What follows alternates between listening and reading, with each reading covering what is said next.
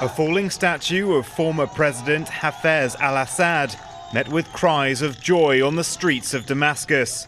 His son, President Bashar al-Assad, hasn't been seen today, but after 13 years of civil war, tonight there are reports he's fled the capital.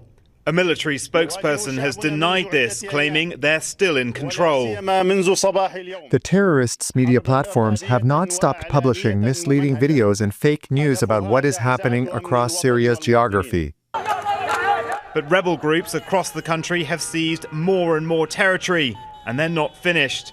From the north and the south of Damascus, they're moving in, with US officials claiming neighborhoods are falling one by one. At a meeting of regional powers, Russia's foreign minister was adamant his country would continue supporting the Assad regime.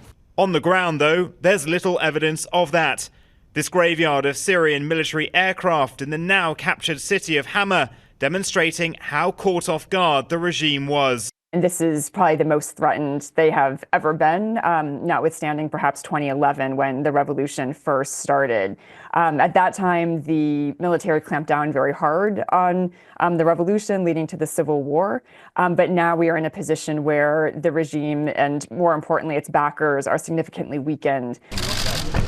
Russia failing in Syria is some much-needed good news for Ukraine's President Zelensky in Paris today, meeting with President-elect Trump, who made his foreign policy direction clear, posting, "Syria is a mess, but not our friend, and the United States should have nothing to do with it. This is not our fight. Let it play out. Do not get involved."